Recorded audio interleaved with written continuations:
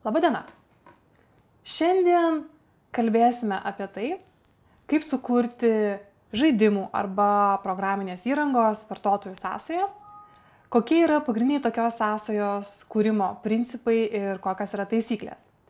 Iš tikrųjų, tai yra kūrybinis procesas ir aklai taisyklių laikytis nereikėtų. Tačiau žinoti pagrindinius principus yra būtina. Kodėl? Nes, kaip minėta ankstesnėse pamokose, gera vartotojo sąsaja įtakoja gerą produkto pelningumą. Kas yra geras dizainas ir kodėl mums reikia tokios sąsajos?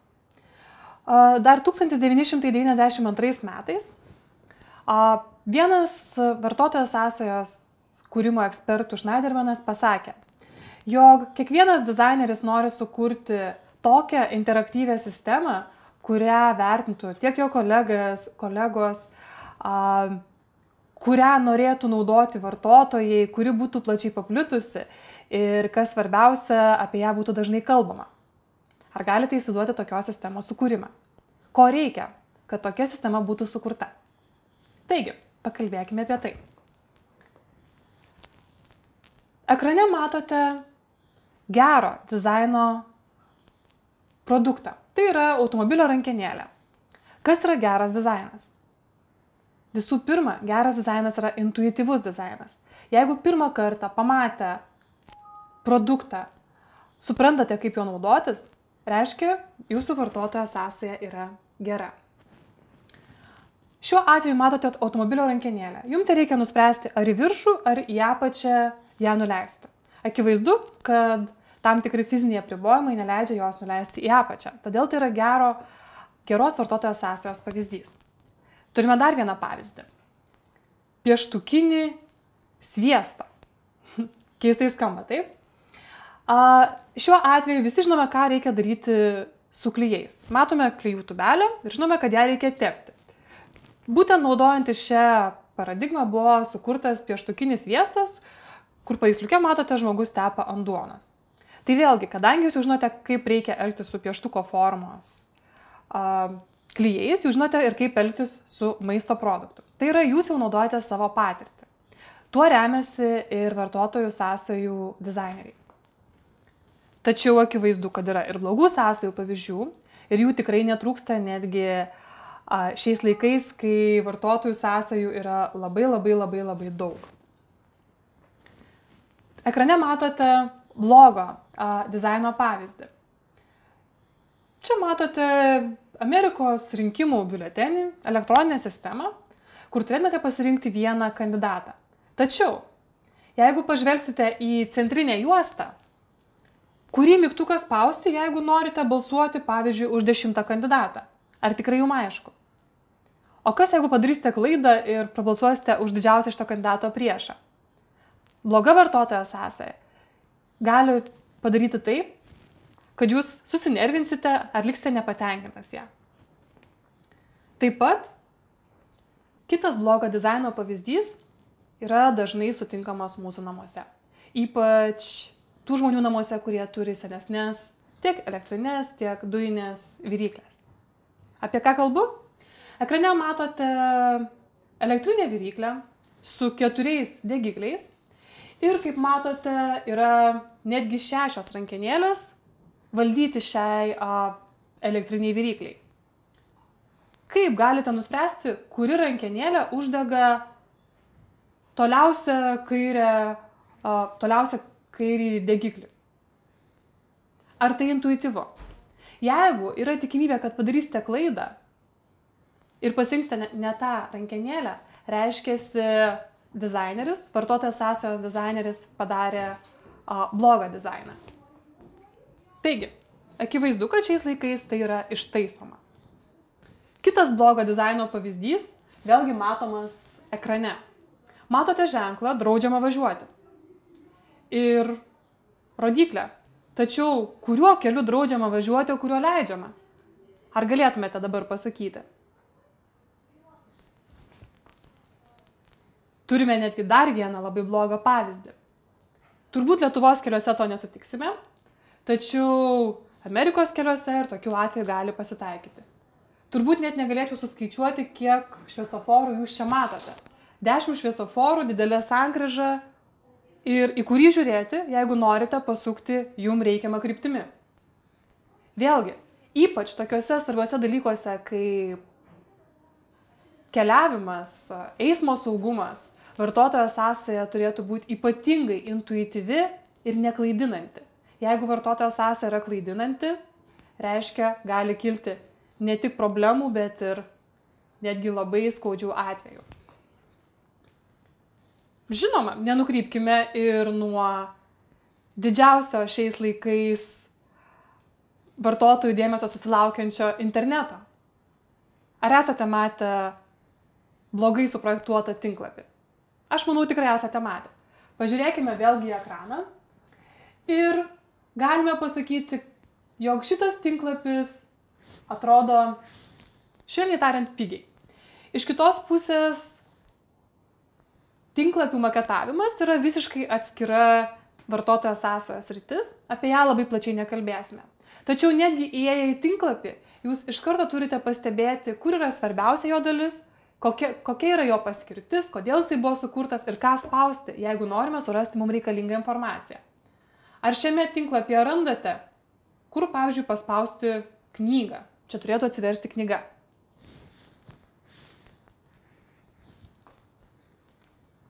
Ir dar vienas ypatingai blogo dizaino pavyzdys yra jūsų ekrane. Tai yra, kai ekrano fonas paima visą dėmesio koncentraciją ir jūs nebematote pagrindinio teksto, pagrindinio vaizdo, į kurį turėtų būti koncentruojamas jūsų dėmesys. Šiuo atveju dėmesys turėtų būti koncentruojamas į paveiksliuką ir adresą, kur galima rasti šitą objektą, tai yra 3 vėliavas. Tačiau dėl spalvų nesuderinamumo, dėl nežinojimo, kaip kurti dizainą, šitas tinklapis buvo padarytas labai nepatrauklus vartotojui. Tiesiog, galbūt reikėtų vengti tokių klaidų. O čia tikrai esate matę įvairių išradimų šiais laikais ir šitas yra neišimtis. Tačiau ar verta imtis tokių priemonių dėl patogumo? Kartais estetinis jausmas irgi turi išlikti. Patogumas prieš estetinį jausmą. Kartais čia kyla konfliktas. Nors kuriant gerą vartotojo sąsają, jinai turėtų būti ir estetiškai patraukli, ir patogi vartotojui.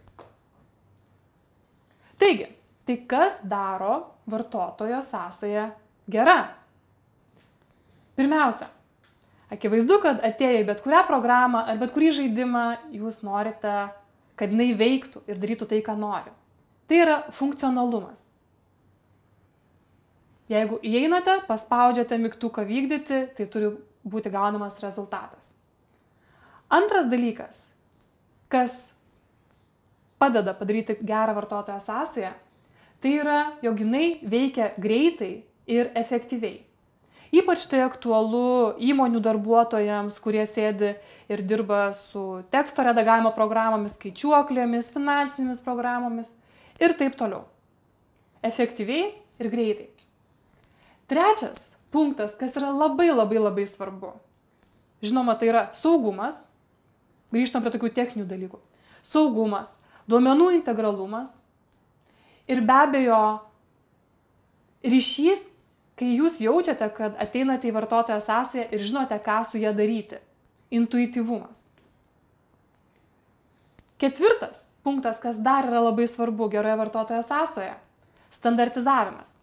Šiais laikais yra labai daug standartų ir standartai yra naudojami tam, kad žmonės nepasimestų įvairiausių technologijų mišinyje. Taip pat, kad jeigu naudojate Windows kompiuteris, žinotumėte, jog išjungimo mygtukas yra dešinėje pusėje. Jeigu naudojate Apple kompiuterius, kad išjungimo X-iukas yra kairėje pusėje.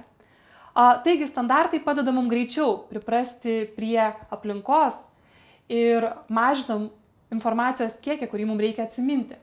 Ir be abejo, prie standartizavimo, prie to paties punkto taip pat yra ir pastovumas. Tai yra, vartotojo sąsaja turi būti pastovi, nekintanti. Apie tai kalbėsime plačiau kitoje dalyje šios paskaitos. Ir galiausiai, kas daro vartotojo sąsają ypač patrauklę vartotojui, tai yra toks vienas skambus žodis - vartotojiškumas, kuris apima labai daug. Ir iš esmės vartotojų sąsajų kūrimui būtina suprasti, kas yra vartotojui patraukli sąsaja, kokios yra psichologinės vartotojų savybės, kada jie sakys, jog sąsaja jiem yra patraukli. Apie tai vėlgi kalbėsime vėliau. Taigi, tai kągi reiškia geras dizainas? Visų pirma, tokia sistema, kur yra sukurta žmonėm. Bet jūs irgi esate žmonės. Jeigu jūs esate kūrėjas, tai nereiškia, kad kiekvienas vartotojas norės būtent tokios sąsajos kaip jūs. Svarbiausias jūsų klientas yra vartotojas. Todėl prieš kurdami vartotojų sąsają, apklauskite vartotojus, kokios sąsajos jie nori, o ne to, ko jūs norite. Antra, būtinai įvertinkite žmonių skirtumus. Tiek kultūrinius, tiek religinius, tautinius ir įvairiausius kitus. Taip pat ir fizinius skirtumus. Vieni žmonės yra žemi, kiti aukšti. Vieni turi didelės rankas, kiti mažas. Vieni moka naudotis kompiuteriu, kiti ne. Įvertinkite žmogiškuosius faktorius ir tik tada kurkite vartotojo sąsają.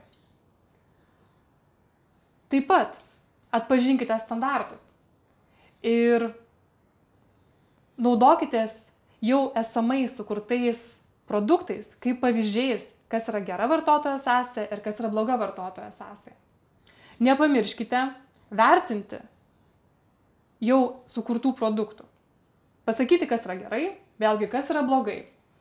Ir žinoma, visada remkitės teoriją kitų mokslininkų žiniomis, bet kaip tai padaryti, mes vėlgi kalbėsime kitoje mažoje mūsų pamokėlėje.